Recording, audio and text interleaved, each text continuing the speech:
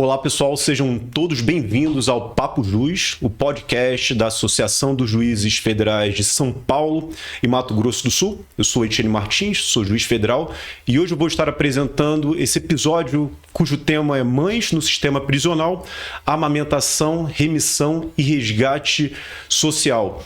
Eu sou juiz criminal, trabalho com criminal há mais de 10 anos e confesso que para mim, em particular, o processo de cálculo de pena, o processo de dosimetria de pena é uma das atividades mais desafiadoras. Para mim, em particular, e quando eu converso com alguns colegas, eles também compartilham essa mesma dificuldade. O que é uma pena justa? O que é uma pena que atenda realmente aos objetivos do nosso sistema de justiça criminal? E hoje a gente vai falar sobre uma continuidade dessa aplicação da pena, que é o cumprimento da pena e o cumprimento por uma população, por um grupo de pessoas muito específico. Mães que estão amamentando e cumprindo pena ao mesmo tempo. No segundo semestre de 2023, nós tínhamos só no estado de São Paulo 39 mulheres lactantes.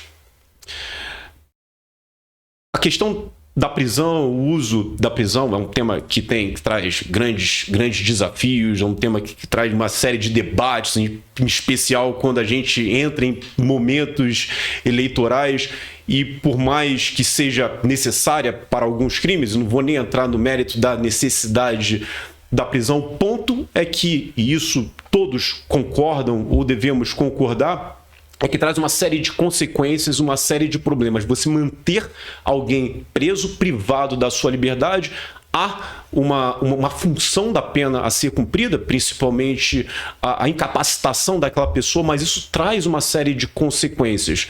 E uma dessas, que a gente vai discutir hoje com um pouco mais de profundidade, se refere às mulheres que possuem filhos, tenham que amamentar os seus filhos e ao mesmo tempo estejam dentro daquele ambiente prisional. E hoje eu trouxe aqui duas convidadas super especiais, pessoas que pesquisam o tema, que trabalham com o tema, sejam na academia, sejam fora da academia, dentro da sua atividade da advocacia e que vão compartilhar opiniões, vão discutir e amadurecer esse tema nesse episódio de hoje.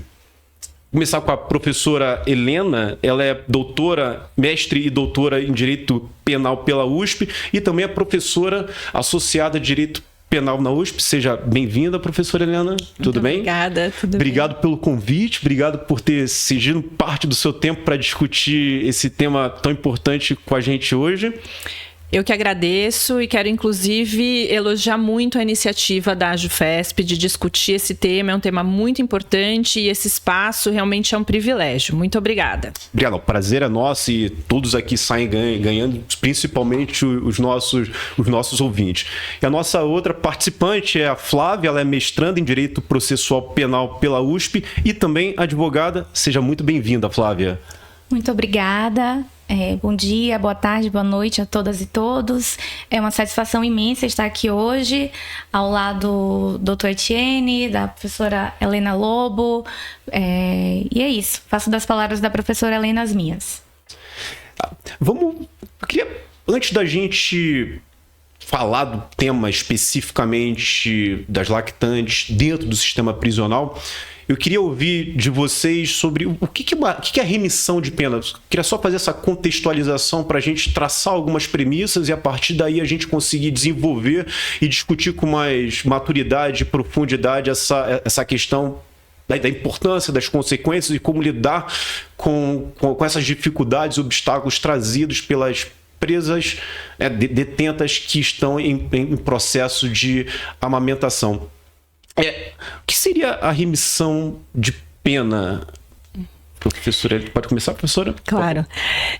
Então, a remissão de pena, ela é um instituto pensado no âmbito da nossa execução penal, então ele está previsto na Lei de Execução Penal, e ele tem como principal objetivo garantir e concretizar a ideia de integração, reintegração, ressocialização do preso ou da presa, né?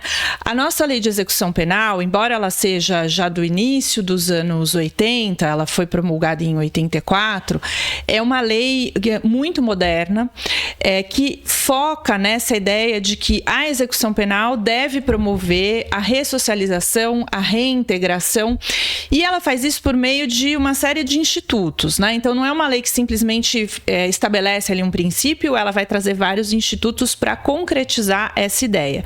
E um desses institutos é a remissão da pena. A remissão da pena é um direito do preso e ela foi pensada inicialmente como uma remissão pelo trabalho, ou seja, a pessoa que está presa trabalha 3 dias e esses 3 dias de trabalho vão resultar na diminuição de 1 dia de pena. Na verdade, esse instituto acabou evoluindo bastante porque o Estado brasileiro nunca conseguiu promover o trabalho a todos os presos. Então, num determinado momento, muitos desses presos que queriam trabalhar, mas não conseguiam, começaram a estudar. E aí se começou a reconhecer na jurisprudência uma remissão pelo estudo. Hoje essa remissão pelo estudo também está plasmada na lei, isso foi incluído na lei posteriormente, e hoje a gente tem também uma jurisprudência bastante consolidada que admite a remissão pela leitura. Então, existem livros que são indicados, resenhas que têm que ser feitas, aí o juiz da vara de execuções penais examina pelo próprio cartório essas resenhas ou designa um grupo para analisar essas resenhas e verificando que elas foram efetivamente feitas, pode ser feita essa remissão também. E agora a gente tem esse tema da amamentação como um novo motivo para remissão, e da mesma forma que isso aconteceu com o estudo e vem acontecendo com a leitura, me parece que vem sendo feita uma construção pela jurisprudência que nós esperamos no futuro vá depois ser incluída na nossa legislação. Tá. E essa remissão da pena, 3 dias de estudo, 3 dias de trabalho, compensa, reduz 1 dia de pena, ela tem, só para deixar registrado aqui, as pessoas que estudam, as pessoas que trabalham, estatisticamente, elas ficam menos sujeitas, menos suscetíveis ao envolvimento com qualquer atividade criminosa. Portanto, quando você dá ao preso, ao detento, a quem está cumprindo pena, o direito dele reduzir 1 dia de pena para cada 3 dias de trabalho ou de estudo, na verdade, você está investindo na própria sociedade, porque quando ele sair dali, ele vai ter provavelmente uma profissão, vai ter alguma habilidade desenvolvida que vai ajudá-lo na ressocialização. Exato. No seu engajamento social no mercado de trabalho, consequentemente, ter uma vida que ele sempre desejou ter, uma vida que nós, como sociedade, que queremos que todos possam ter. Exatamente. Não, tá perfeito. A nossa lei de execução penal sempre teve no trabalho uma verdadeira âncora desse sistema todo, não só no sistema fechado, mas também no semiaberto, no aberto.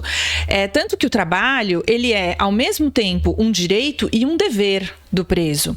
A gente não conseguiu, como eu disse... Essa história de que preso fica lá, fica sem fazer nada, que o pessoal... Não existe, certo? Não, pelo contrário. Os presos, eles querem trabalhar. Por vários motivos. Em primeiro lugar, por conta da remissão, sem dúvida alguma. Existe também uma contrapartida financeira. Tá? O preso, ele recebe um valor muito abaixo do salário mínimo, mas esse valor é utilizado para a indenização da vítima, para pagar o Estado com relação a algumas despesas relativas a esse próprio preso ou presa na execução da pena, e se sobrar algum valor, esse valor reverte para essa pessoa. Mas, além disso, o trabalho, o estudo são muito importantes, porque se eles não forem feitos, a pessoa fica o dia inteiro sem fazer absolutamente nada. E mente vazia... Exatamente. Cena do Chavo, já dizia o ditado. E a nossa lei de execução penal, ela também pensa no trabalho como uma formação. Então, ela estabelece claramente que o trabalho não pode ser um trabalho, por exemplo, artesanal, que depois não vá acrescentar a esse preso uma possibilidade de desenvolver uma atividade econômica fora da prisão. É possível esse trabalho artesanal, e se ele estiver preso numa região em que existe existe um turismo, em que há uma demanda econômica por esse tipo de trabalho. Mas a lei de execução penal pensa o trabalho de uma forma muito global, um trabalho como ocupação, um trabalho como dever, o trabalho como uma formação já pensando nessa saída, né, no cuidado com o egresso também. Perfeito. Alguma complementação, Flávia? Não, na verdade, apenas a complementação com relação à amamentação, né? Ela é vista, a ideia é que ela seja vista como um trabalho inserido na economia de cuidados, né? Ou seja, é um trabalho de cuidado que, portanto, ao ser desenvolvido, que o trabalho de cuidados, ele pode ser não remunerado ou remunerado, né? O não remunerado, normalmente ele se desenvolve ali no âmbito familiar, tem uma relação de afeto, e o remunerado, por sua vez, ele é desenvolvido por profissionais habilitados para isso, ou tecnicamente preparados para isso, e nesse contexto, a amamentação, ela se insere como uma possibilidade de trabalho, e no âmbito das penitenciárias, né, dos estabelecimentos prisionais, como uma oportunidade de remissão de pena. Então, só para a gente fechar aqui esse raciocínio, o trabalho e o estudo durante o cumprimento de pena é um dever e um direito de todos os presos. Inclusive, muitos deles não conseguem trabalhar porque não há essa possibilidade dentro da penitenciária. Estou correto? É isso. Infelizmente. Então, assim, você vê que o camarada não quer ficar lá sem fazer nada durante o cumprimento de pena dele. Ele reconhece que houve um erro na vida dele e ele quer, de alguma forma, ao mesmo tempo, pagar pelo seu erro, porque está ali cumprindo a pena. Ele também pensa no dia em que ele puder atravessar o portão da penitenciária e conseguir se reinserir na sociedade, conseguir ter uma vida, digamos assim, entre aspas, normal. Certo? Então, um direito e um dever do preso. E só fechei com esse raciocínio, com esse resumo, que é para a gente passar para o próximo item aqui. Eu queria que vocês fizessem uma reflexão sobre a amamentação, a importância da amamentação na relação mãe-filho, no próprio desenvolvimento da criança, tanto sob o ponto de vista jurídico, mas também sob o ponto de vista biológico, social. Quais reflexões que podemos ter por esse processo, por essa etapa da vida de toda pessoa, que é o momento da amamentação? A amamentação, sem dúvida alguma, é um momento muito importante nessa primeira infância. Essa fase que vai desde o nascimento até os 6 anos é uma fase muito importante de formação do ser humano, seja no que se refere às suas características fisiológicas, mas especialmente no que se refere à sua estrutura psicológica. Então, a amamentação tem uma série de benefícios. Hoje, ela é indicada pelo próprio Ministério da Saúde até os 2 anos, né? Mas até os 6 meses da criança, a indicação é que a amamentação seja o único acesso, não só a alimento, mas também a própria bebida, né? A criança que mama não precisa tomar água. Isso tem uma importância, por exemplo, com relação à diminuição de infecções. Então, a criança que não toma água, a gente sabe que em vários lugares do país a gente tem um problema com a qualidade dessa água. Então, quando a criança mama, a gente já não tem nenhum problema com relação a esse tipo de infecção.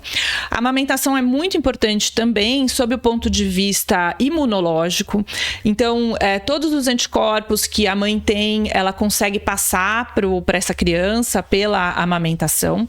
E tem um aspecto de afeto muito importante, né? O ser humano, ele se desenvolve, ele aprende sempre a partir da relação com o outro.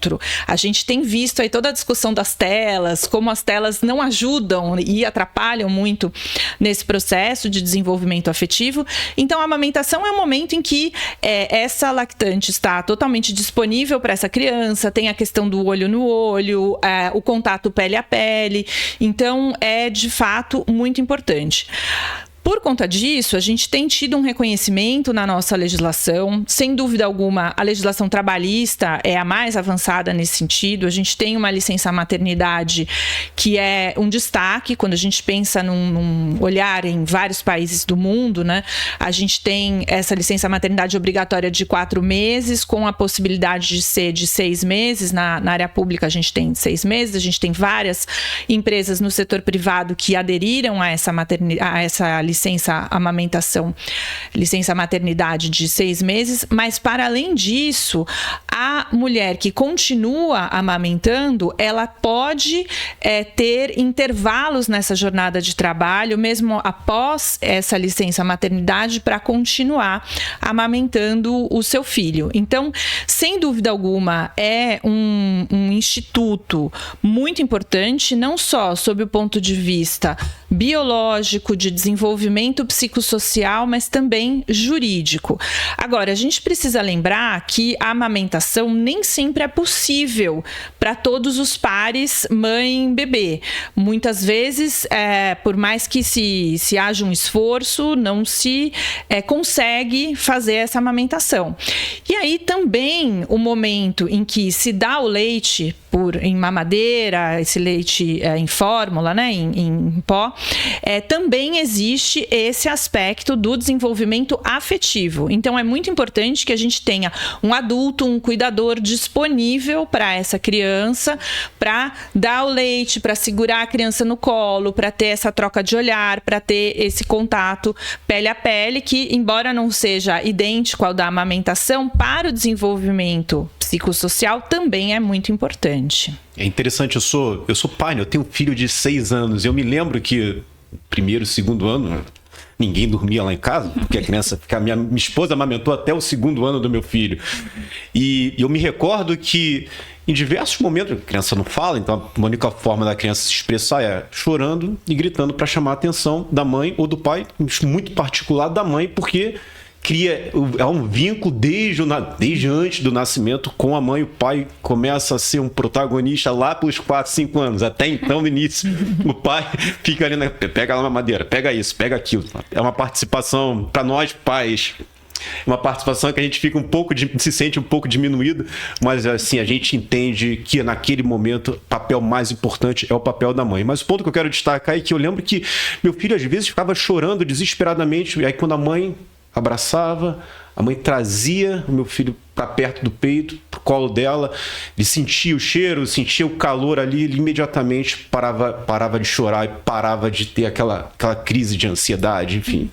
Então, só corroborando, só exemplificando uma experiência pessoal exatamente que a senhora mencionou com relação a esse vínculo biológico, psicossocial da criança para com a mãe, e daí ressaltar a importância da presença da mãe a todo momento e com toda, digamos assim, com toda atenção para cuidar daquele ser nesse estágio inicial. E a senhora mencionou que em vários outros ramos do direito, a senhora mencionou o campo do direito do trabalho. Algum outro exemplo em algumas outras áreas do direito que lhe vem à memória agora? Eu acho que, já que a gente está aqui na Jufesp, né, o direito previdenciário é absolutamente essencial, né? Em muitos países, como por exemplo nos Estados Unidos, a gente não tem uma previsão de licença maternidade estabelecida na lei com o benefício previdenciário como existe aqui no Brasil. Lá nos Estados Unidos, a gente quer uma situação mais extrema, né, mas é importante mencionar, isso precisa ser negociado contrato a contrato de trabalho. E aqui no Brasil, o fato de a gente ter essa malha muito relevante de uma tutela mesmo previdenciária desse momento é um grande destaque. Acho que é um ponto no qual o nosso direito previdenciário é muito avançado. Perfeito, perfeito. Ou seja, a gente tem um cuidado, uma atenção especial a essa primeira infância e ao desenvolvimento daquela pessoa, daquele bebê, para que ele possa crescer e se desenvolver plenamente como um ser humano e ter a sua dignidade plenamente desenvolvida. Bom, e a gente falou sobre a remissão da pena, que concretiza um dos objetivos do nosso sistema de justiça criminal, que é a reabilitação, né? Um componente importante nesse processo de reabilitação do preso, porque ele aprende uma profissão, ele ocupa a sua mente com algo produtivo que ele vai poder, que vai ter uma consequência no dia que ele acabar de cumprir a pena. E a gente falou aqui da amamentação, da importância da amamentação biologicamente, psicologicamente, juridicamente, para a formação e desenvolvimento não só da criança, mas da mãe também, da realização dela, da mulher como mãe. E agora, como é que qual a relação que vocês veem com relação à amamentação como um fator de remissão de pena? Como é que funcionaria? Como é que é? Peço com você, Flávia. Sim, pode ser? Pode ser. Eu acho que é importante complementar aqui que na economia o cuidado deve ser reconhecido como trabalho, certo? Mesmo que não seja remunerado, como eu falei há pouco. Por quê? Porque essas tarefas, elas geram bens e serviços, independentemente de uma eventual contraprestação pecuniária, né? Mas é comum que o trabalho de cuidado, ele não seja visto como uma ocupação laboral, em razão de não corresponder, em tese, a um trabalho contemporâneo, né? Como o que pressupõe troca de bens, criação de produtos, mercado financeiro, etc.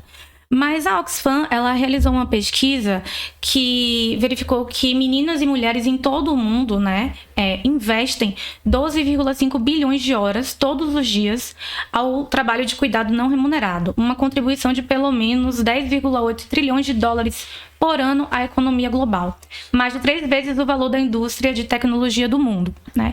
Então, em complementação a isso, uma pesquisa de 2023, desenvolvida por Isabela Kelly, Cláudio Considera e Ildete Pereira de Mello, aferiu que, se o trabalho de cuidado não remunerado tivesse sido valorado e contabilizado no período de 2001 a 2022, representaria um acréscimo de, em média, 12% ao PIB brasileiro.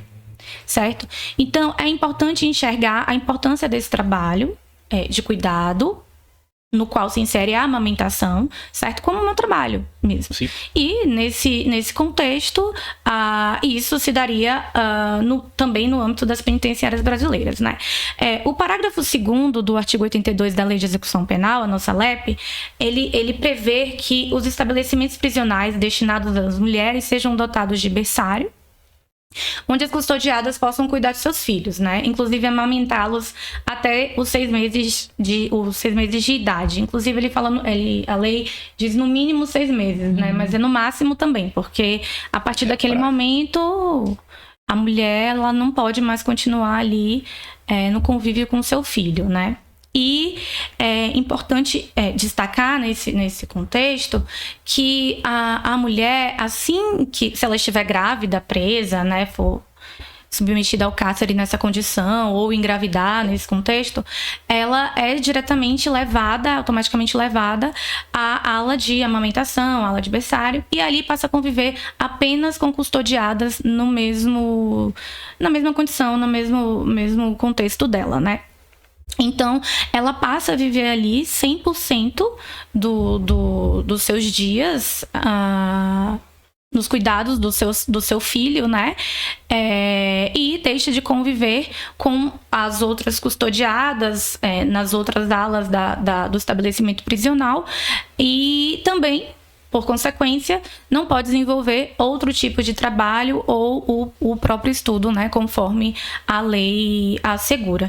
Então, nesse contexto aí, se desenvolve dois fenômenos, que inclusive a Ana Gabriela Braga e a Bruna Angotti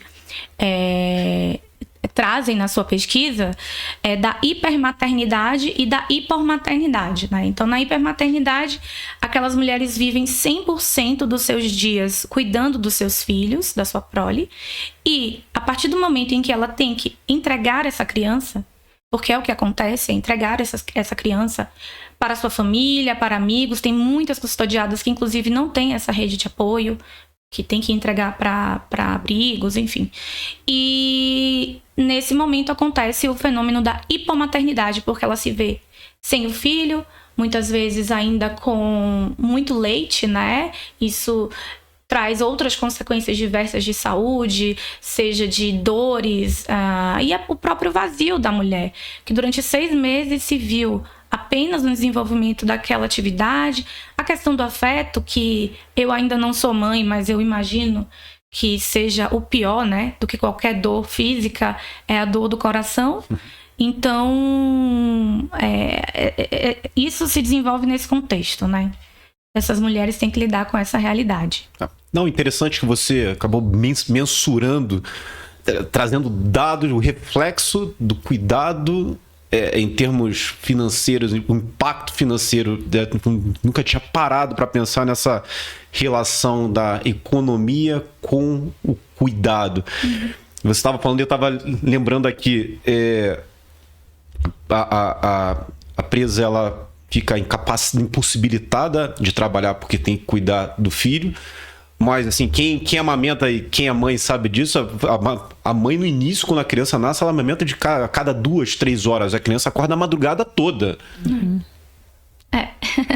Eu só fui começar a ter uma noite inteira de sono depois do 2º ano. Mas olha que eu não amamentava. Minha esposa acordava com muito mais frequência do que eu. Porque como que a gente tinha combinado lá, era...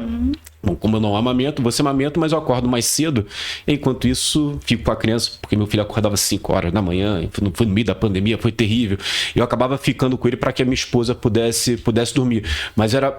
assim, extremamente árduo, extremamente demandava muito da minha esposa o fato dela estar amamentando nesses primeiros meses. Ou seja, ainda que a mulher quisesse trabalhar, tivesse opção de trabalhar, ela não conseguiria, não conseguiria exercer aquilo de uma forma adequada e atingir o objetivo da legislação, que é preparar o preso ou a presa para o momento pós-cumprimento de pena. E assim, também me parece que uma comparação com os homens acaba criando uma disparidade. Porque o homem, como ele não amamenta, ele pode passar o período de cumprimento de pena todo trabalhando, enquanto a mulher, ela não tem essa opção. Ou ela trabalha e abandona a criança, o que é péssimo para a criança e também para a sociedade, ou ela opta por cuidar do filho naqueles primeiros meses, mas acaba não exercendo um direito dela, que é o direito de trabalhar e poder ter a sua pena remida. Algum comentário, professora? Eu acho que a partir do que a gente vem conhecendo cada vez mais nos estudos da pediatria, da neurociência, a gente precisa olhar também para esse bebê, né? É claro que é muito importante olhar para a mãe. Eu gosto sempre de falar nas minhas aulas que a pessoa, quando é condenada à pena privativa de liberdade, ela perde a liberdade, ela perde o direito a voto, mas ela não perde a dignidade, né? A gente precisa continuar olhando para essa presa como um ser humano, como um foco de direitos. Mas a gente precisa pensar também na criança, e a gente tem muito arsenal normativo para isso. O nosso Estatuto da Criança e do Adolescente sempre se firmou nessa ideia de olhar para o melhor interesse da criança, do adolescente, e o quanto não é deletério também para esse bebê ter esse rompimento tão brusco, né? Aos 6 meses, ele perde a sua única cuidadora durante toda a vida dele, tudo que ele conhece por vida, tudo que ele tem por afeto, porque nesse momento ele não conheceu uma avó, uma tia, né? Então é um rompimento muito brusco para ambos os lados, e a gente sabe que esse tipo de trauma nessa idade muitas vezes não pode depois ser reparado ao longo da vida. Então acho que a gente tem muitas tarefas, não só pensar na amamentação como trabalho, como esse trabalho de cuidado, mas pensar também em como minimizar esse rompimento tão brusco. Talvez a gente devesse fazer uma coisa um pouco mais faseada, pensando não só na presa, mas sobretudo no que isso pode gerar de consequências para esse bebê, que pela nossa Constituição não é uma responsabilidade só da mãe e do pai, né? As crianças e os adolescentes, eles são responsabilidade do Estado e da sociedade. Então a gente precisa sobretudo pensar nisso, né? É um tema que traz muita discussão, mas é um tema pouco falado, né? Sim. No final a gente vai falar sobre um livro, uma coletânea que traz diversos artigos só sobre esse tópico, né, que a Flávia mencionou, economia do cuidado. Mas vou deixar um pouquinho para o final, os nossos participantes aqui vão falar um pouco mais sobre essa obra, mas assim, eu honestamente desconhecia nunca tinha parado para refletir nessa questão da amamentação e das consequências disso, na forma como o Estado tem que ter um olhar especial para essa situação.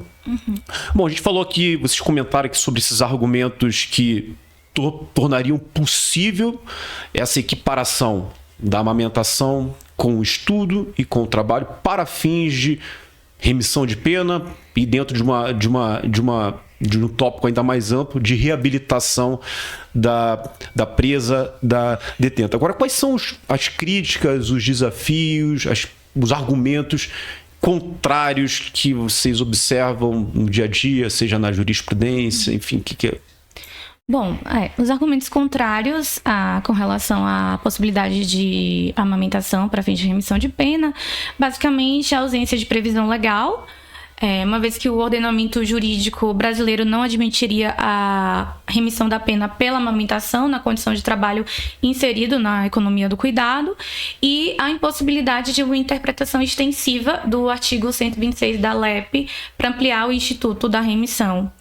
E em especial, aqui em específico, alguns argumentos encontrados na jurisprudência é de que essa seria uma obrigação dos pais de amamentar, no caso de alimentar o seu filho, que, portanto, isso não é um trabalho, é uma obrigação.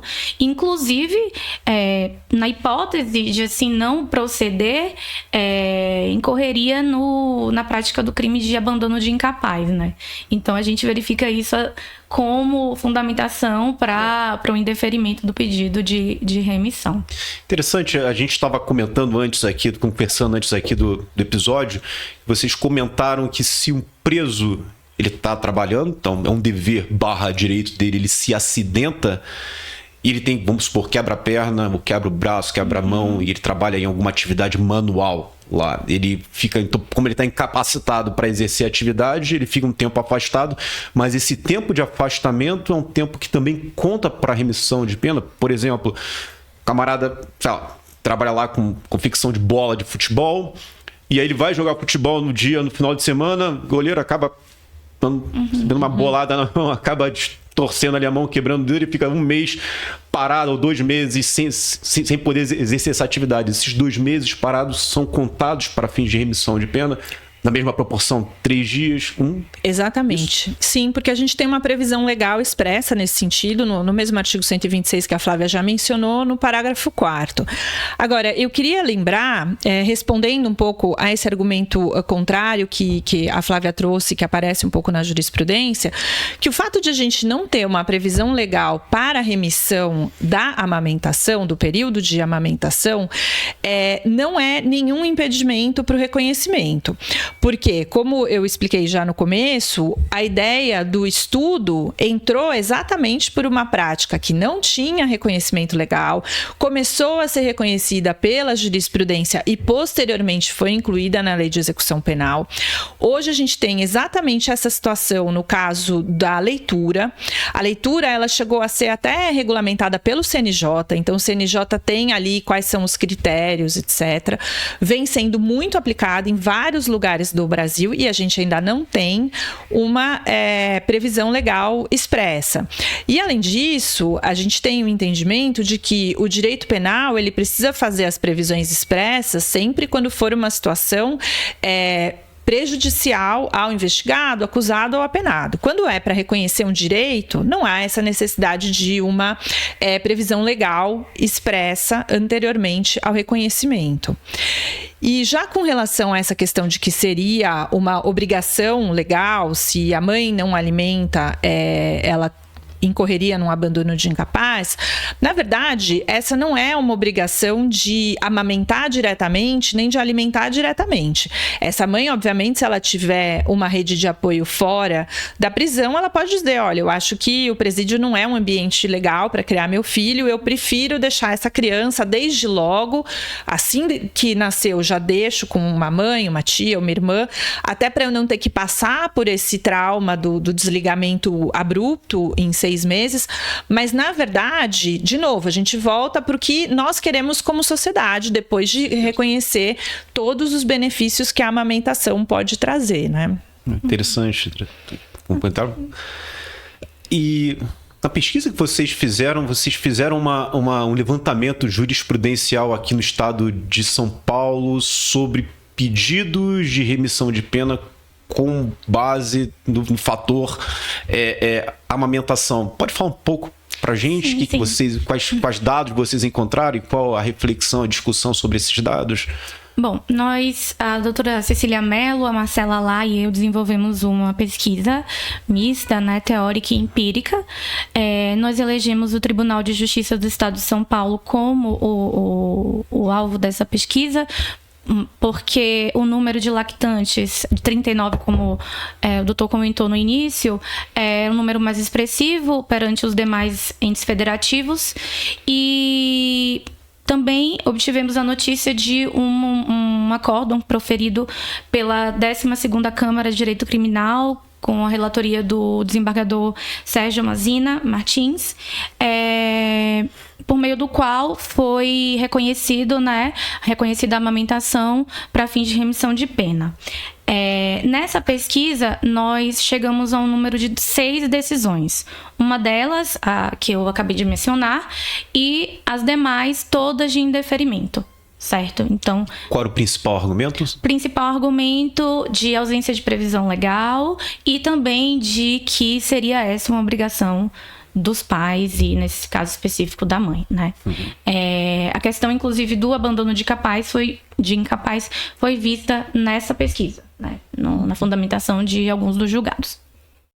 E eu acho que é bem interessante aqui um argumento utilizado pelo desembargador Sérgio Mazina nessa decisão que deferiu o pedido, de que ele traz uma questão do contexto histórico, né, dos costumes. Então, que no passado, esse trabalho já era exercido pelas amas de leite, certo?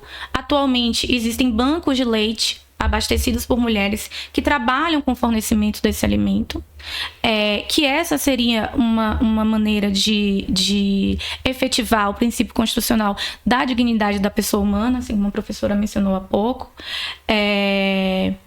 E eu peço licença aqui para abrir aspas para uma passagem dessa decisão que eu achei que é muito interessante, no seguinte sentido: amamentar sempre foi, nesse sentido mais elevado, um jeito de trabalhar, porque sempre foi também um meio de dividir, de compartilhar e, mais ainda, um jeito importante de coexistir.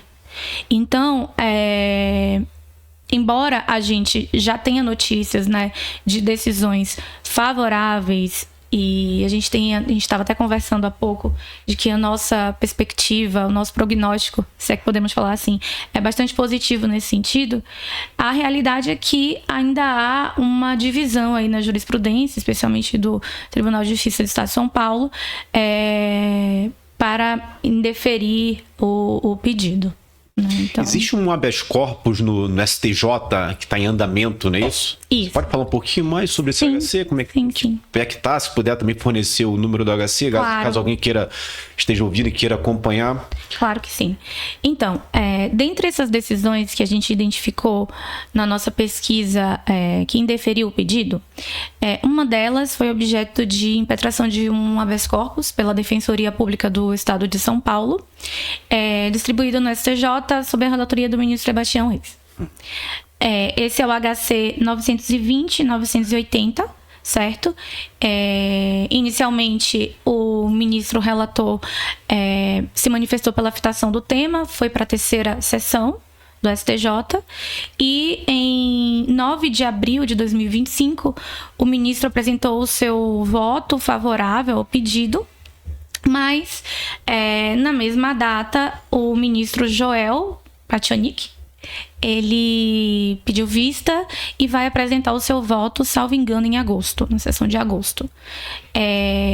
Já existem decisões monocráticas anteriormente proferidas por esse ministro favoráveis à temática, e isso nos gera aí uma ansiedade positiva de que pode ser que ele decida na mesma linha do relator, mas a gente está no aguardo da finalização desse caso.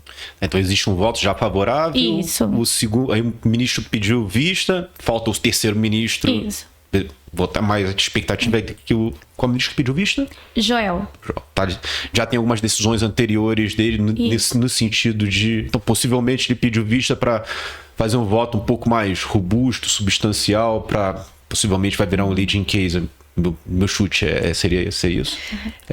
Eu acho que é isso, até porque o relator, o ministro Sebastião, afetou esse caso à terceira sessão. Então, ele passou a ser julgado não mais pela turma, mas pelas duas turmas do STJ, que compõem a terceira sessão, que são as duas turmas responsáveis por matéria criminal. Então, isso é uma forma de uniformizar essa jurisprudência e é um indicativo muito importante também para os tribunais de justiça e TRFs sobre essa matéria, né? Perfeito. Aguardemos. Só uma curiosidade, essas mulheres nessa condição de lactante, elas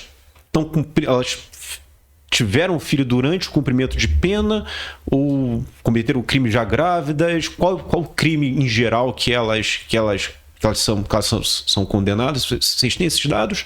Só curiosidade que me passou pela cabeça. A maioria das mulheres estão condenadas pela prática do crime de tráfico de drogas, né? A gente não tem um dado específico sobre a condição delas, mas elas podem terem sido submetidas ao cárcere já grávidas ou engravidado no contexto da prisão, e o desenvolvimento dessa atividade de amamentação se dá nessas circunstâncias. A maioria, então, tráfico de drogas, ou seja, não são crimes violentos. E geralmente as mulheres que são presas por tráfico não têm um perfil de serem líderes da organização criminosa, da associação para o tráfico, né? As mulheres, até fazendo um paralelo com o papel em geral da mulher na economia, elas acabam tendo um papel de menor reconhecimento. Então a gente tem muitas situações das chamadas mulas, né? A pessoa que está ali só fazendo um transporte dessa droga, mas não costumam ser pessoas importantes na hierarquia do tráfico. Bom, quais os desafios que vocês veem para regulamentação, para hoje a gente está no processo de concretização de uma jurisprudência a favor da consideração da amamentação como fator de remissão de pena. Quais outros elementos, vamos supor, superada essa questão da jurisprudência, quais outros fatores, desafios, política pública que vocês acham que seria necessária a par desse reconhecimento? Bom, quando a gente olha para essa questão do cuidado, da economia de cuidado, eu acho que a gente precisa caminhar muito, né? Em primeiro lugar, caminhar no reconhecimento de que isso é trabalho. O cuidado talvez seja das atividades humanas mais essenciais. Todos nós que estamos aqui, de alguma forma, somos cuidados, né? Para a gente sair com uma roupa limpa, para a gente almoçar, para a gente chegar em casa e ter uma cama arrumada. Tem sempre alguém trabalhando nesses bastidores. Esse trabalho pode ser um trabalho remunerado, mas em muitos casos é um trabalho não remunerado, baseado nessa ideia de afeto. Eu acho que é muito importante a gente tentar desacoplar um pouco essa ideia de que o afeto impede um reconhecimento financeiro. muitas pessoas gostam muito do que elas fazem no seu trabalho, como advogados, juízes, etc. Isso não vai fazer com que a gente deixe de ser remunerado, porque eu gosto, porque eu tenho afeto, porque, enfim. O trabalho de cuidado também tem exatamente essa mesma característica. Não é porque eu amo meus filhos que eu não vou ter nenhum tipo de reconhecimento por esse trabalho, que é um trabalho muito mais demandante, muito mais extenuante do que o trabalho fora do lar, né? Eu brinco que quando eu chego no escritório, eu tenho 3 filhos, né? Eu brinco quando eu chego no escritório que eu vou relaxar um pouquinho, porque as crianças tiram férias, a gente trabalha dobrado, né? Inclusive, estamos para começar o mês de julho, está um caos lá em casa, diga-se de passagem. Então, desacoplar um pouco, acho que a gente precisa começar a reconhecer de uma forma mais clara. Existem reconhecimentos pontuais, mas isso precisa passar a ser algo genérico e muito contundente. Por exemplo, na área de família, né, mulheres em geral que optam por ficar em casa ou por ter uma atividade econômica menos rigorosa, digamos assim, para poder cuidar mais do lar, eu acho que a gente tem que reconhecer isso como uma escolha legítima, né? A gente não está querendo aqui que todo mundo deixe de fazer o trabalho de cuidado, não é isso. São escolhas legítimas, seja o homem, a mulher que prefere trabalhar mais ou cuidar mais da casa, etc. Mas esse trabalho de cuidado precisa ser reconhecido como um trabalho com reconhecimento econômico. Então, num caso de divórcio, isso precisa ser refletido nessa divisão patrimonial. A gente até comentou no evento que foi feito no TRF sobre esse tema.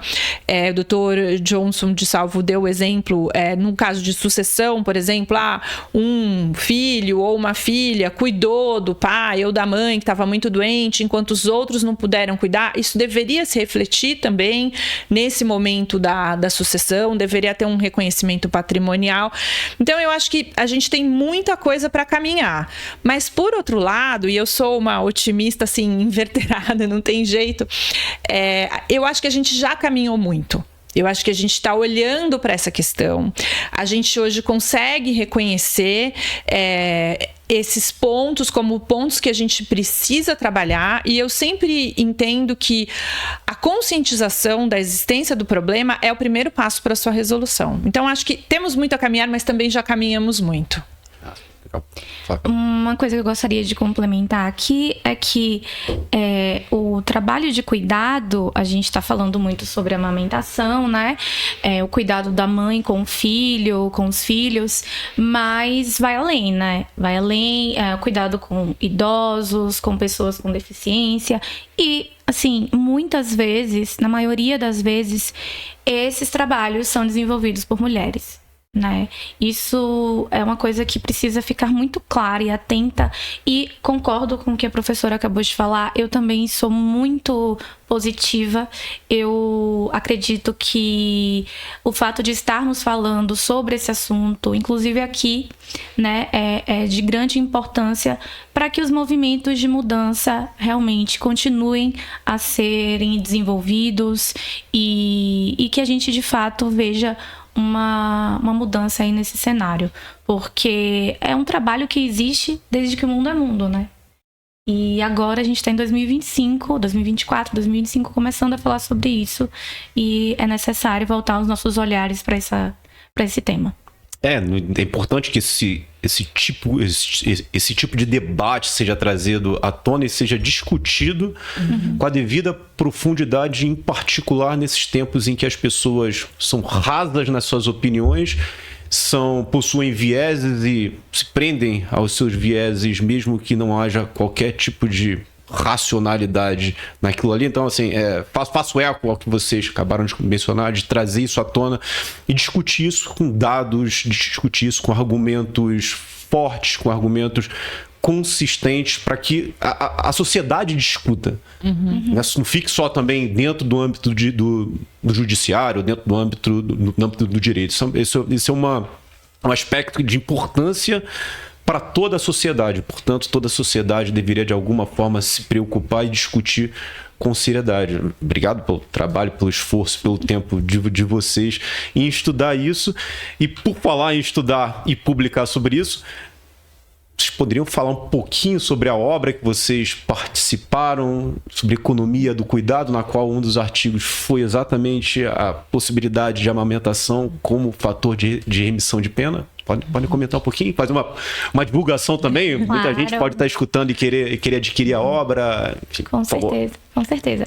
Essa obra é a obra Proteção Jurídica dos Cuidados. Ela foi coordenada pela Flávia Piovesan, Inês Virgínia Soares, Melina Faquin e Vivian Barbu. E organizada pela Stephanie Filipe dos Santos, certo? Essa obra conta com vários artigos sobre a temática. É uma obra de extrema relevância, uma obra muito importante. Professora, gostaria de complementar? Eu acho que essa obra, além de ser muito inovadora no tema, né, embora a gente já tenha um estatuto, né, nós já tenhamos lei que cuide dessa questão dos cuidados, mas ela é muito inovadora. Esse é um assunto que está começando a ser discutido, mas ela também é uma obra bastante interdisciplinar. A gente vai ver o cuidado sob diferentes olhares, né? Então, o meu artigo, o artigo da Flávia, da doutora Cília Mello, são artigos que trabalharam nessa parte do direito penal, da execução penal, mas a gente tem um olhar bem diverso, tem obras discutindo a questão no âmbito do direito constitucional, no direito de família, direito do trabalho, em vários outros setores, e eu acho que é muito bacana o direito começar a pensar sobre isso, porque a gente vê que na nossa sociedade os arranjos vêm mudando. De novo, eu não acho que a gente tenha que impor determinadas formas de vida, mas a gente precisa ter um âmbito jurídico de maior pluralidade. O papel do pai mudou muito. Eu vejo o meu pai e o meu marido, né? O meu pai era aquele pai que saía para trabalhar, voltava à noite, claro, convivia com a gente no fim de semana, era um pai muito amoroso, mas não era um pai tão participativo como eu vejo nessa geração atual. Então, pensar no cuidado não só como algo típico da mulher, a gente hoje precisa ter esse olhar, porque é um olhar de gênero e é a situação como existe atualmente, mas pensar, e eu acho que quando a gente vira essa chave, começa a pensar que cuidado é trabalho, a gente abre outras possibilidades de outros arranjos, e arranjos que podem ser também muito bonitos. Eu acho que o homem também ganha muito quando ele começa a cuidar mais, a olhar mais para a família, assim como a mulher ganhou muito quando saiu para o mercado de trabalho, sobretudo naquela situação ali do pós-Segunda Guerra. Então, acho que é uma obra que abre muito o olhar. Então, recomendo vividamente a leitura. Legal, e fica o aviso aí que nós estamos aqui falando sobre direito penal, mas a obra ela é interdisciplinar, então, caso você, ouvinte, seja de alguma outra área do direito, vale a pena dar uma checada nos artigos e verificar se há alguma coisa pertinente à sua área de trabalho. Queria ouvir de vocês, se vocês têm alguma reflexão final sobre o tema, alguma mensagem que gostariam de deixar, uma reflexão antes da gente direcionar para o encerramento. Eu acho que a gente precisa começar a olhar a questão do cuidado, não só na nossa atuação como juristas em geral, né, como advogado, juiz, promotor, procurador, delegado, assessor, enfim, não importa, mas olhar um pouco também para a nossa própria vida, né? Todos nós, como eu disse, ou já fomos integralmente cuidados, né? Quando a gente nasce, o ser humano tem essa característica de nascer ainda muito imaturo, quando a gente compara com várias outras espécies animais, a gente precisa ser cuidado durante muito tempo. Provavelmente nós precisaremos ser novamente cuidados quando tivermos mais velhos, mas ao longo da vida toda nós cuidamos, nós somos cuidados, a gente precisa pensar também sobre autocuidado, e acho que é uma reflexão bem importante para todos nós, como seres humanos mesmo, não só como bacharéis em direito. Eu concordo e eu complemento. Acho que exemplos são muito bons para a gente se conscientizar mesmo da questão. Então, há pouco a gente comentou que um preso que costura uma bola de futebol, né? Então, é um trabalho. E uma amamentação não é trabalho. Eu acho que a gente tem que ficar com essa reflexão e disseminar o debate, conversarmos sobre isso e contribuir para que essa mudança efetivamente aconteça. Poxa, obrigado pela presença de vocês. É um tema que eu sabia nada, basicamente. Obrigado pela contribuição, pelas reflexões, como eu mencionei anteriormente. Atualmente, parece que é uma característica dessa nova geração, infelizmente, a professora tinha comentado das telas. Enfim, não sei qual é a causa disso, mas as nossas discussões e reflexões hoje são muito rasas. Incluindo na academia, que era o local onde esse tipo de discussão rasa não poderia ter espaço. Então, obrigado por vocês dispensarem o tempo de vocês para compartilhar esses argumentos, esses estudos, esse conhecimento, não só comigo, mas também com todo mundo que nos assiste.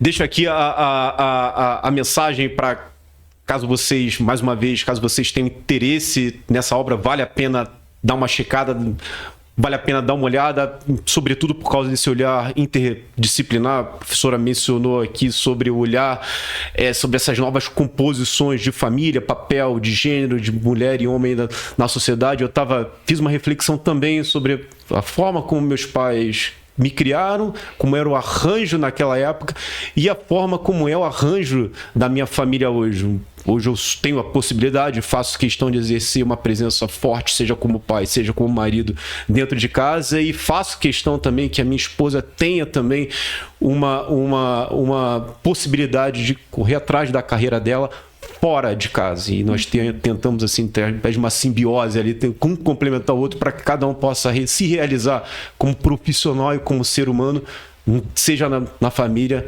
seja na carreira. Obrigado. Tenham uma excelente semana para vocês. Obrigado pela colaboração. Obrigado a todos vocês por estar conosco aqui até o final. E até o próximo episódio. Obrigado.